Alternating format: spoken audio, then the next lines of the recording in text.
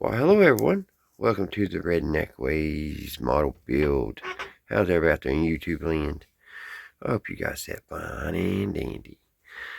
Just earlier, guys, I was looking at this old poster. It came out of a 1970s Hot Wheels magazine, and it's the models MPC. And I was like, I don't think I've ever put an MPC where I had one of those. And then I happened to glance up, and there we go. I have one. But guys, I got I've watched a lot of other model builders, and they got a lot more models and all that, blah blah. But this is a channel that you can take just a few items and build your models. You don't need no fancy airbrushes or all the expensive paints, nothing like that, to enjoy building models. And you can get really nice results not having all that stuff. I mean, all that stuff's nice, and don't get me wrong, but some of us can't afford all that high-tech things, and we can't have a wall full of models and all that. But I just if you think that you need a lot of stuff to build models, you really don't. And I was going to kind of go over a couple of things before we get into the into the video. One thing you need, if you can't see very well, you need you a nice pair of glasses. But I'm just kidding. But those really do help. But pretty much all you need, and even some of these things I'm going to show you, you don't even need that. Now, for the longest time when I was a kid and stuff, I always used model cement for my glue or whatever. Well, later on in my years, I don't know why I didn't realize this when I was younger, but super glue works, and any super glue will work pretty good. But I recommend any of the super glue but gel's the way to go, because you actually have a few extra minutes to extra seconds, to get your piece fitted and stuff moved around before it sets. So that's a good thing of super glue. And also, you can get you a pack of cheap brushes. Dollar General sells some pretty nice ones. You need a real fine point. You need one kind of about this size here. This one here I use a lot. I don't have my fine point at this moment. I've got to find one. But, get you a nice little pack of brushes. And like I said, Dollar General, they have some pretty good ones. I bought these up there. I may have got these at the Dollar Tree. I don't know, but I've had them for a really long time. Just keep them, clean. And then on my paints, I mean, I do like the model paints, but, they've changed the ingredients on these Tetra paints. And they're not enamel no more. They're just a water base. So you're pretty much, you're pretty much just might as well you can use this. That's what I've been using the last few models, just regular acrylic paints. And these are pretty cheap. And you usually can find these $1 a bottle. And one bottle goes far. And you can set and mix your own colors. And you can, on this model here, I've mixed probably 4 or 5 colors, and I think they absolutely have turned out beautiful. The gray and the greens and stuff, I don't have those in here, but I mixed them and got them. So it does really good.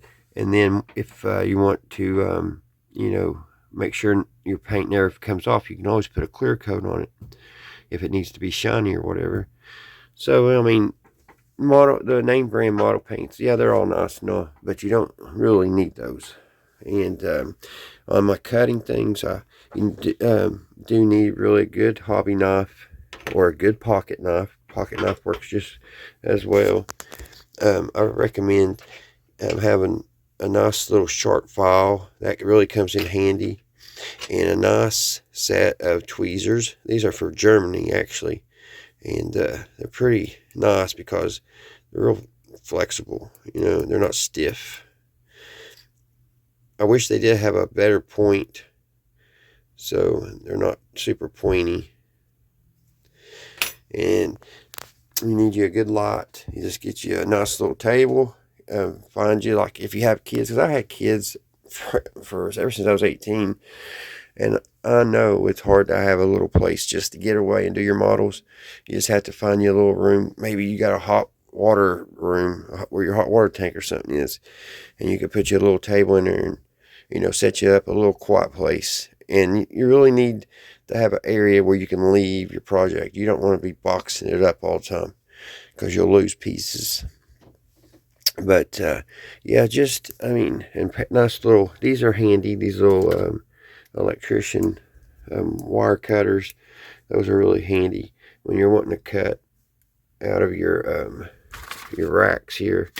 So just it don't have to be nothing expensive. Super glue is your best friend. And also, I found these markers here. It's been a few months, but I found these at the Dollar Tree, and these was a godsend. I love these things. They're a metallic marker, and man, talking about doing detail, that's what all my gold and stuff is. That's what these are. These fine point markers. And I mean, the silver is really nice. I mean, they was $1 a piece, and I have used them and used them, and I'm hoping the Dollar Tree gets them back in stock. But yeah, so it don't cost a super bunch of money to get started. And also, maybe if you can get a nice magnifying glass, that helps too. Alrighty, that's enough said. I just wanted to put it out there. You don't have to have a lot of money or a big old room just for models. You can actually just get you a little corner in the little hole in the wall and set you up a nice little place, a little quiet place. And talking about a stress reliever too. Building models is just, just awesome. Alrighty, tonight, guys, we're going to be listening to another old radio program from I think it was 47. It is George Burns and Gracie Allen, and yeah, it was from 1947, December the 18th, and it's Gracie's Last Minute Christmas Gifts. What the title is. It's a really funny program, and yes, it aired 1947. So let me get you guys up on Sky Vision, and we will get started. Alrighty, guys. Oh, that ain't good. They gave me this old, this piece of junk stand. I'm going to have to make a better one, because I don't want to sit on it very well. But I'm using super glue. Let's get our radio program here, guys. Another cup of Maxwell House coffee, George. Sure, Polly. Uncle Max traveled to that. Hans Scott, and that drop's good, too. Another cup of Maxwell House coffee, George. Sure, Polly, a cup, Gracie. You know, Maxwell House is always good to the last. Sure, you bet I do. Say, Bill, I heard you talk about that. I can get that girl to wait on you, George. I can get that girl to wait on you, George. I've dated her. I can't get rewound. There we go. Sorry about that, guys. With yours truly, Toby Reed, Hans Conrad, Gail Gordon, Meredith Wilson of the Maxwell House Orchestra, and Bill Goodman. For America's Thursday night comedy enjoyment, it's George and Gracie. And for America's everyday coffee drinking enjoyment, it's Maxwell House. I love this stuff. Monster Trail Mix. Man, this stuff is so good.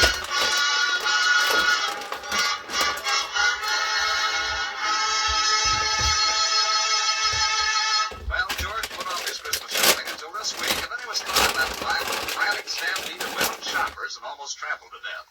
We find him now seeking refuge at the corner cigar store where he meets Bill Goodman. Hi, George. Oh, hello, Bill. Hey, you look kind of rugged. I am, Bill. Bunch of women shoppers knocked me down and walked on me. Holy smoke, I'll say they did. But look at your poor face where they stepped on it. It's all battered and beat. What a horrible mess. I didn't touch my face. Oh. I dread going back to that store, but I gotta get Gracie's Christmas present. I'm already in the doghouse with her. How come? Oh, a little slip of the tongue, Bill. This morning, Gracie said, I'd like to have Mother here for Christmas. Can she fly down? And I said, why not? I never saw an old crow that couldn't. George, I'm surprised you don't get along with Gracie's mother. You're the same type, the same temperament, same age. Very comical tonight, Willie. Well, anyway, I wouldn't send out plane fare. Well, how does Gracie's mother feel about you? She despises me. Are you sure? Oh, yes. She's never come right out and said so. It's just the little things she's done. Little poison in my soup. Little dynamite under the bed. Just the little things. Yeah. But when you put them together, they spell drop dead. I see. So that's why I'm knocking myself out to get this Christmas present for Gracie. But after I fight my way to the counter, the girl ignores me. Oh, well, I can get that girl to wait on you, George. I've dated her. You don't even know what store I was in. Makes no difference. If she's a girl, I've dated her. Well, thanks, Romeo, but I'll handle it myself. This time I'm going to assert myself. I'll knock those women right and left. I'll fight my way to the counter, grab the clerk by the neck and say, "No, see here. I want a Christmas present for my wife. So get busy and sell me, What's the matter? I forgot to find out what Gracie wanted.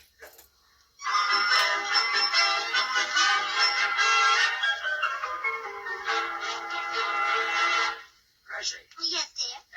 what would you like for Christmas this year?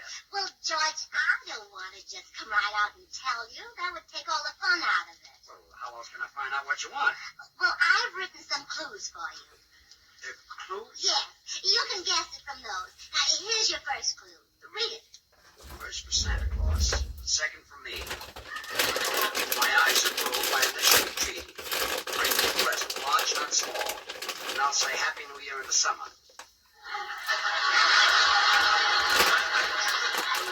What is this, truth or consequences? Well, George, you felt so bad about not guessing this hush. And this will sort of give you another chance. Look, just tell me what you want for Christmas and stop making yourself a Ralph Edwards. Oh, but this is much more fun. All right, if it means so much to you, I'll play your game. Good. Now, let's see. First for Santa Claus, second for me. Dancer's first, Prancer second. Prancer could be a horse. You want a horse for Christmas? Oh, what would I do with a horse? Well, you're always banging up the fenders, and if you had a horse, you wouldn't have to drive the car. Oh, that's silly. A horse couldn't drive a car. Well, skip it. So I missed the first guess. Yeah, that'll cost you 50 cents. 50 cents? Oh, I forgot to tell you. Every time you guess wrong, you drop 50 cents in this bowl for charity. What charity? Oh, a very worthy one, George. It's for a poor mother who's expecting. Oh, well, that sounds like a worthy cause. Okay, here's my 50 cents. Thank you, dear. Now try again and guess what I want for Christmas. Let's see. Bring me a present, large, not small, and I'll say Happy New Year in the summer. Well, think, George. Concentrate. Say, I think the Chinese celebrate New Year in the summer. Now, let's see. Chinese. No, I don't want chop suey. Gracie. That'll be another 50 cents. Honey. Honey's wrong, too. Another 50 cents. Nuts. Wrong again. It's $1.50 you owe the bowl. Oh, well, it's for charity. There you are. Glad I'm using this punch bowl. Looks like I'll fill it. The rate you're going, you'll fill the Rose Bowl. Come in. Oh, Meredith. Say, Mayor, maybe you could help me. Gracie has written down on this piece of paper what she wants for Christmas. really? As a boy, I used to write down what I wanted and mail it to Santa Claus at the North Pole. Of course, now I'm older and wiser. Oh, of course. Now I just go to the nearest department store and hand it to him in person.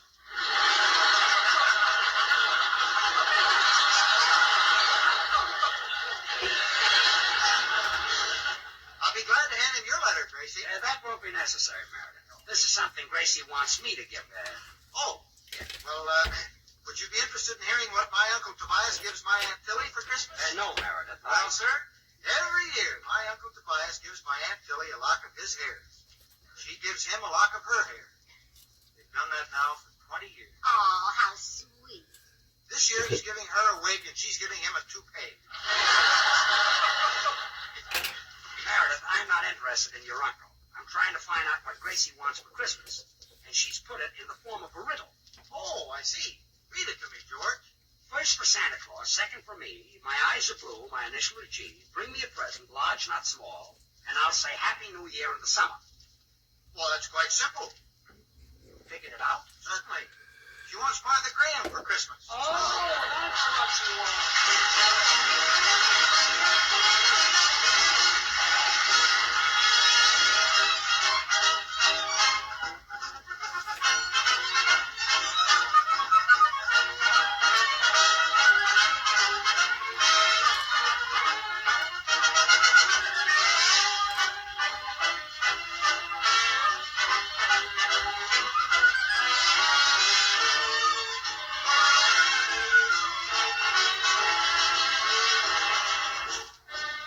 Mighty pleasant melodies, Meredith, with a swing to their rhythm that sets your feet to beating. True, Toby. It's the rhythmic beat of a schottische, which is a slower Scotch version of the polka. The Scotch polka? That sounds good. Oh, it is good, Toby. Now, here's another famous and familiar schottische. Let's see if you recognize it. First, we'll start with just the mellow harmony. Now we'll add a counter melody for richness.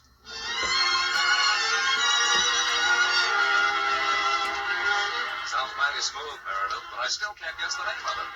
You'll be surprised, my boy. Listen while we add that vigorous schottische rhythm. Now we'll combine the melody to complete this blend of a familiar schottische at its best.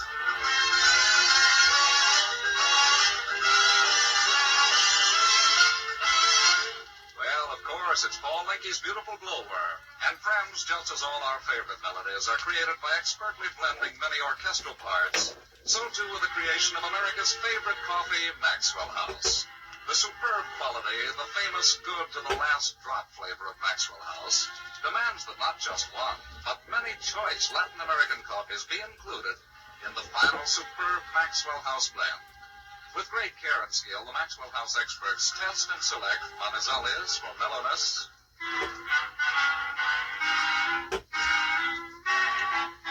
for richness, they add medallions.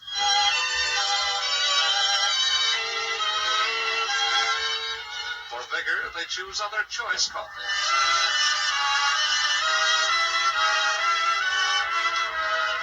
And for fine full body, they add Bucaramangas.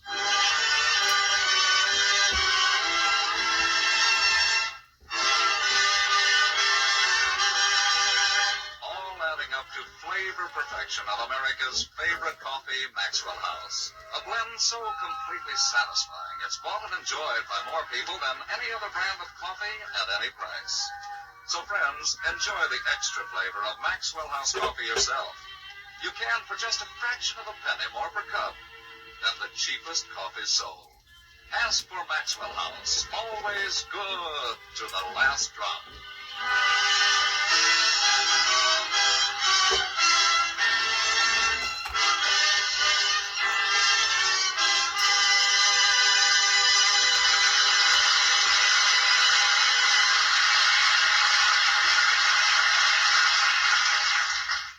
Stockings for Christmas? No. Drop another 50 cents in the bowl. Purse? No.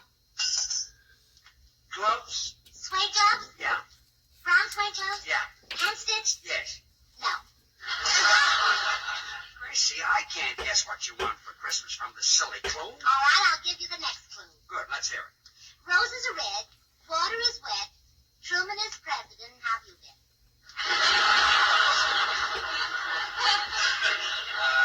That's the clue. Yes. Let's go back to the first one. Now, Judge, work on it. I'll leave you alone so you can concentrate. Concentrate my foot. Take this clue next door to Dr. Miller. Only a psychiatrist can figure this out.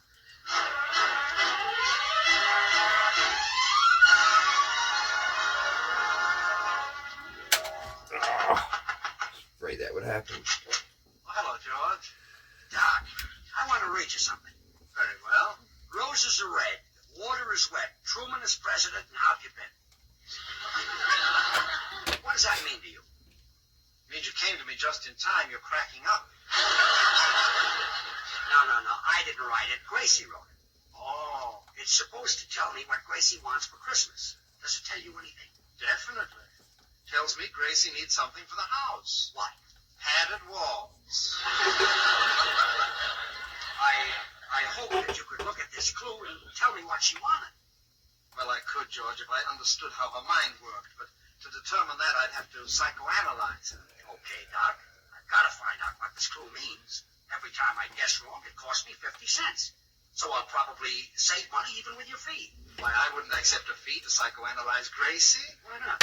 For a psychiatrist to get into her mind be like a burglar getting into Fort Knox. I see what you mean. I'll send her right over.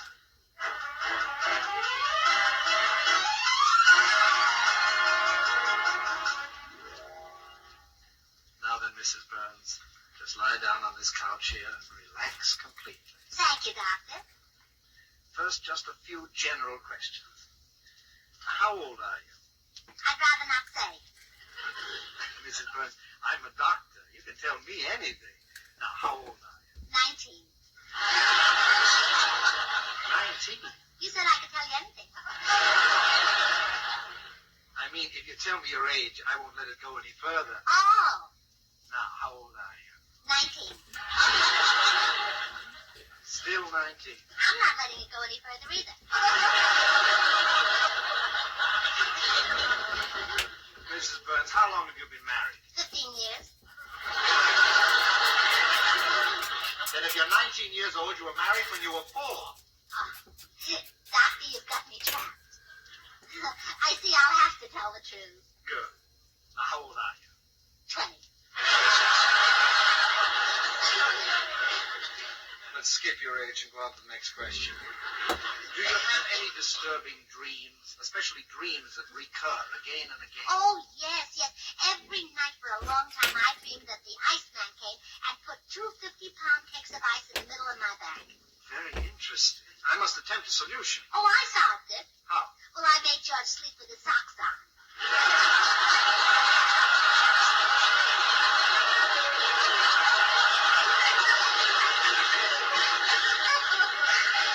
Yes, I see. Well, now, Mrs. Burns, I'd like to give you a simple little test which will enable me to analyze your thought process. Now, this is called a word association test. Oh, and how does it work? I will say a word, and that word will suggest something to you. Whatever it is, you say it. I say whatever I think of. Right. Left.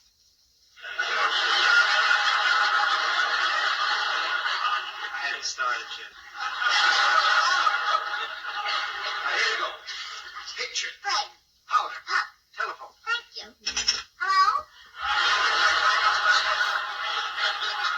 What does the telephone suggest? Nothing. Nobody's on the wire. Listen, the telephone did not ring. When I said telephone, you should have said something like Alexander Graham Bell.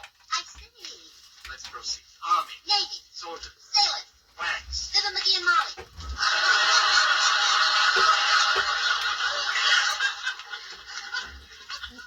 Wax made you think of Fibber McGee and Molly. They sell.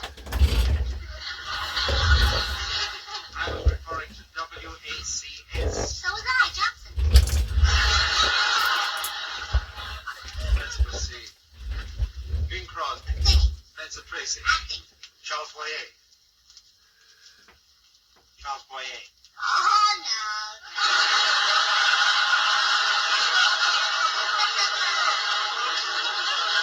You don't trick me into that one. I see you taking notes. So, So my husband can read. let's proceed. Hello? Oh, yes, Grace is right here. Telephone. Alexander Graham Bell.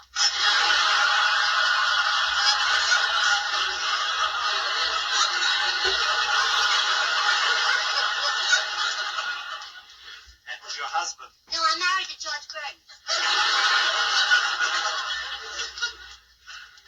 That'll be enough for the word association test.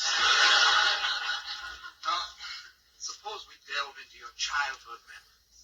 Your family life. Was it happy and normal? Oh, yes. Every morning, bright and early, the sun would come streaming through the kitchen windows and wake us up. We'd jump out of bed. Wait a minute, Gracie. Your family slept in the kitchen? Well, simply, where did you expect them to sleep? In the the bedroom. Stupid of me, wasn't it?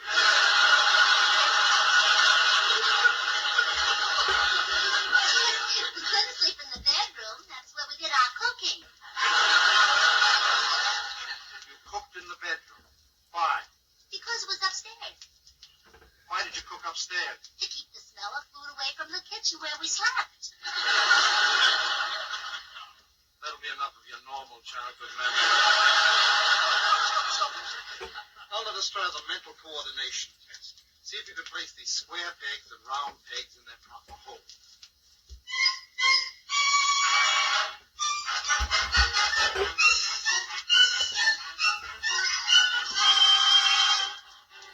George, I have completed the psychoanalysis of your wife. Swell down.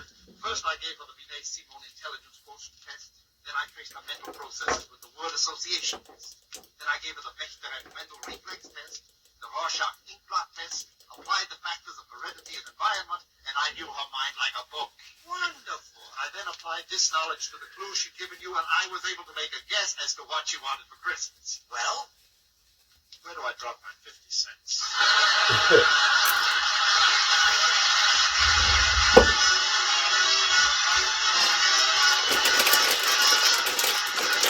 From the orchestra, the great old tune, Through.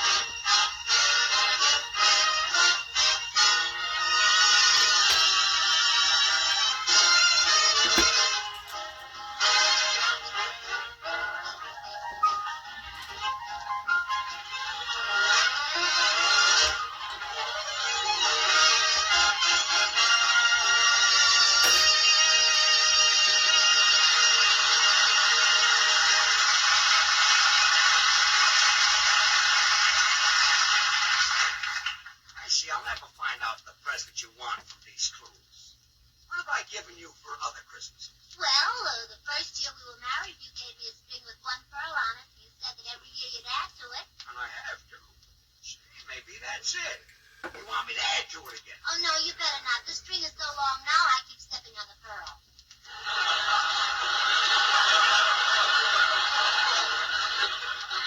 Well, that was no help. Now, I better give you another clue. Yes, a clue and some aspirin. I won't be a minute. Okay. Come in. Hi, George.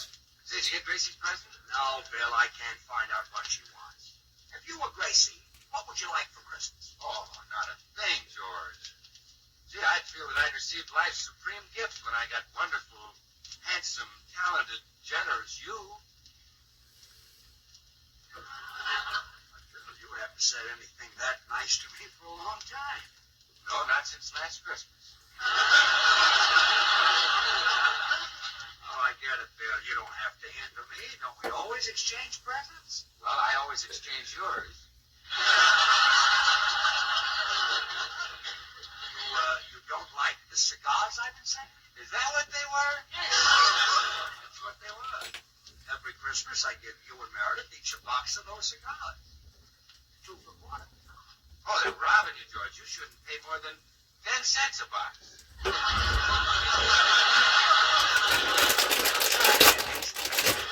George, here comes that big oil millionaire from Texas. Oh, yeah, Mr. Jefferson. Yeah. Come in. Howdy, Bird. Oh, hello, Mr. Judson?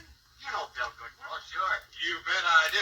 Say, Bill, I heard you talk about that Maxwell House coffee, so I got me some. Really? Well, isn't it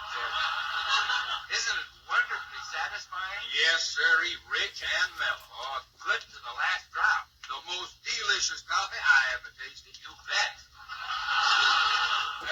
What part of Texas they grow it in? Mr. Jetson, the superb coffees that go into Maxwell House are grown down near the equator. Oh, southern Texas, huh? That's down around Galveston. Mr. Judson. Well, now, it's the best darn coffee in the whole world, and that cup I had this morning sure was worth the $1,000 I gave for it. Wait a minute, you gave $1,000 for it? Why, Mr. Judson's Maxwell House costs but a fraction of a penny more per cup than the cheapest coffee you could buy. Oh, I know that, but I had to leave the girl a tip. Kid's gotta make a living.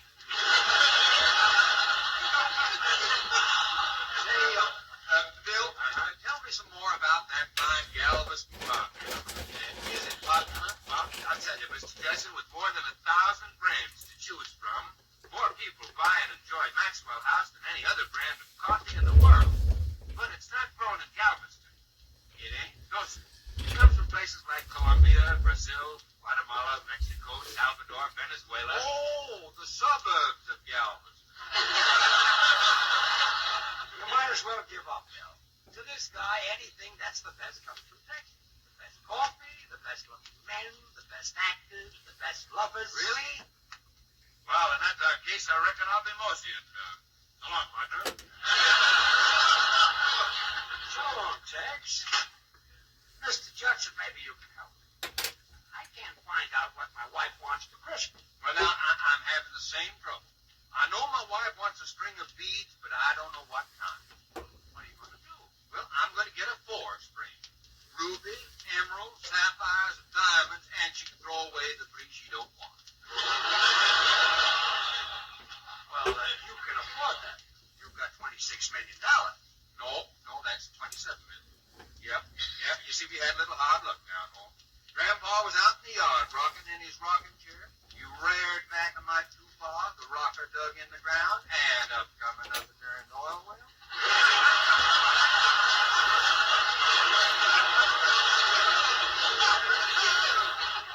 You call that hard luck? Or Grandpa'll never get that stuff out of his beard. It's a break for Grandpa, wasn't it? Yeah. George, I've got another clue. Oh, hello, Mr. Judson. Howdy, little lady. Say, your husband tells me he's having trouble guessing what you want for Christmas. Yes, he is. He even guessed that I wanted a horse. Well, now, that wouldn't be bad. You could bring him down to Texas and ride him on my range. Oh, no, I wouldn't do that. If the gas was on, he'd burn his feet.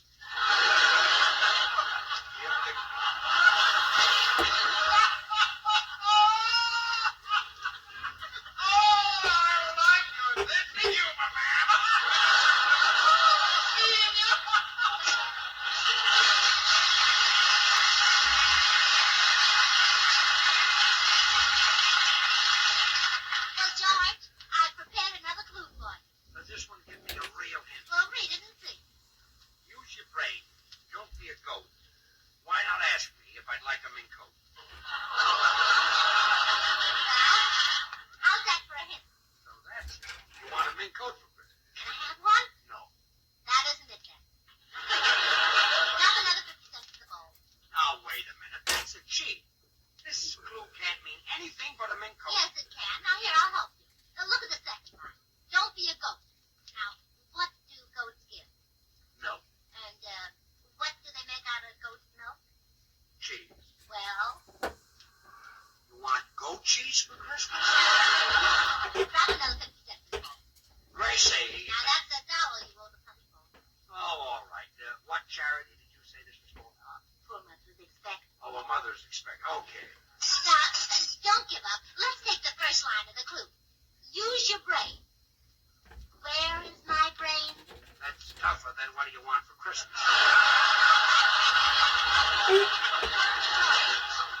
I'm trying to help you. Where is my brain? In your head. And what do I wear on my head? A hat. Oh, that's it. Of course you want a hat.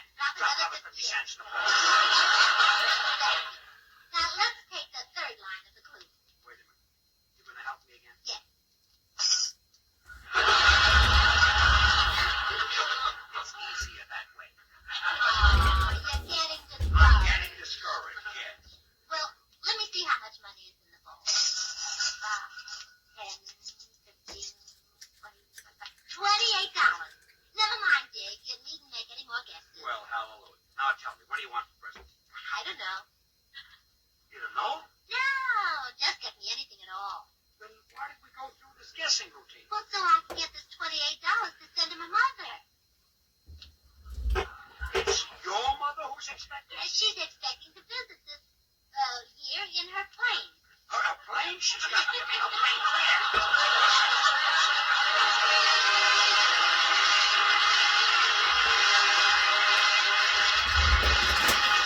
George and Gracie will return in just a moment. Join us again Thursday when we'll all be back. George Burns, Gracie Allen, Bill Goodwin, Meredith Wilson, and the Maxwell House Orchestra, and yours truly, Toby Reed. And now, here are our stars. Well, Gracie, how would you like a silver comb and brush set for Christmas? Drop 50 cents more. You going back to that again? Well, yes, I called Mama, and she wants to bring my brother Willie along, too.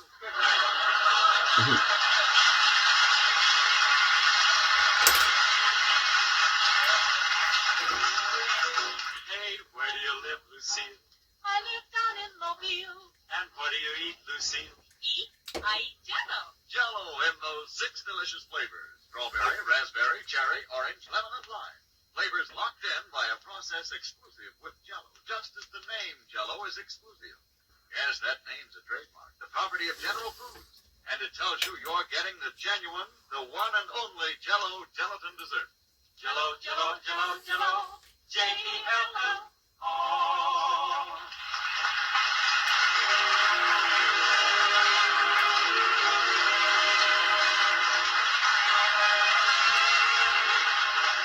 Until next Thursday, good night and good luck from the makers of Maxwell House, America's #1 preferred brand of coffee.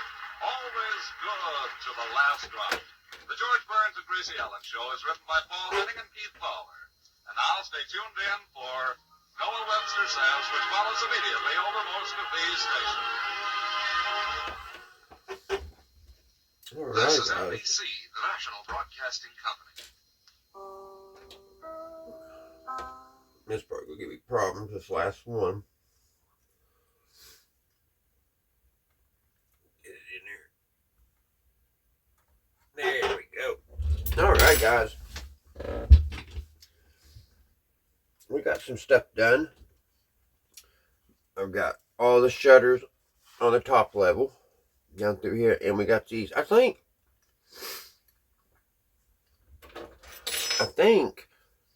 these black things are for when you tie the cells in.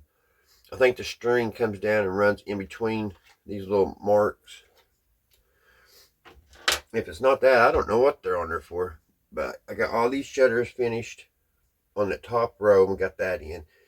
This side is completely finished. All the shutters are in on the cannons. The railings all in. I just got to do all this to this side. And then go back and touch up all the paint. And then we'll be moving inside the boat. There's quite a few things that happen in there. We got a little tiny boat to build. Here's it. Little tiny boat. And it goes in the middle. So there we go. So I think it's looking pretty good.